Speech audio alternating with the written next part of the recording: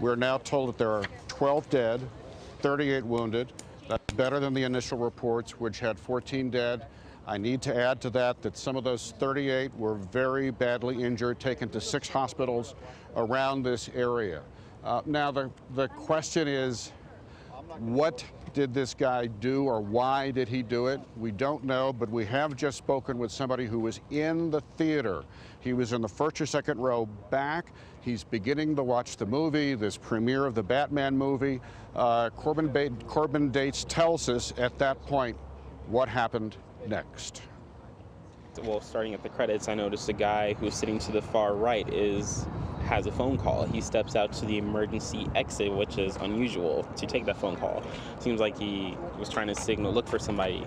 After the movie was going and I was sitting with my friend, the door swings right open, the emergency exit door. Somebody walks in dressed all in black, helmet, gas mask, black outfit. You cannot see anything but the person's eyes, and there was a gas can that was thrown into the audience behind me. It went off. I thought it was a stunt of the movie, so I didn't think anything serious of it. But once it went off, did this guy throw the gas canister, or you don't know? I wasn't sure if it if it came behind me or if you threw it in, but I knew something happened behind me. Gotcha. Keep going. Yeah. So gunshots went off, and me and my friend, we went to the floor, and being in this position that we were in, we couldn't exactly bolt to make our way out of there. So we crawled our way through, trying to keep the people ahead of us calm so that it wouldn't draw as much attention.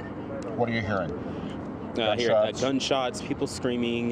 Once I realized it was a serious moment, because I felt the caps from the bullets burn my leg. It was very serious. A lot of screaming, a lot of people trying to make their way out. I could not scream being in the front, not knowing if he was still in the front or if he went past me. So the only thing I do is be cautious, stay low to the ground, and try to wish the best luck that I got out of there. So one of the problems here is that the people who are watching the movie don't react right away because they think it's part of the premiere. This is a movie with explosions and sound effects, and this guy shows up, and it slowed everybody's reaction time, not just in that theater where Corbin was, but in nearby theaters where there was also some gunshots. The police arrived very, very quickly.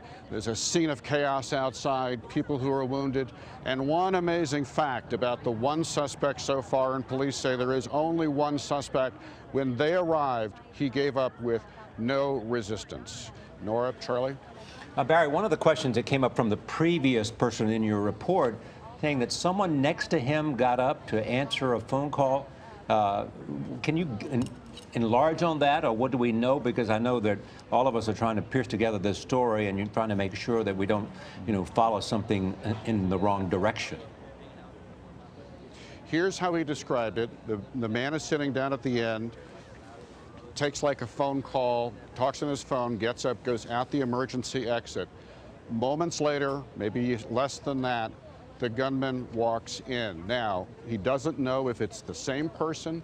He does not know if it's an accomplice. I will say the police believe they have the one suspect. Right. But his story suggests there may have been a second person involved. And let me add to that, Charlie, that he said that there was a canister, something, it made it very hard for him to breathe, not tear gas, his eyes didn't water, but he was having trouble breathing. And he thought that somehow that happened behind him. Now, again, he doesn't know if that was something that the shooter threw, or again, if there was somebody else in that theater with him. This is the only indication. There may be more than one suspect. I need to reinforce that the police have one suspect in custody, and they say that's the one person. They have not said anything suggesting that there was anybody else involved except this one suspect. Okay, then the question is, did anyone else in the theater that you or anyone else talked to see this person leave and go through that door and the other person come in? I have not spoken with anyone else who has recounted that particular part of the story. But remember, this young man was in, I think, the first row, second row, very, very close to the front. And, something catches out of the corner of his eye. We do know that when the shooter came back in, it was facing the screen on the right side exit door.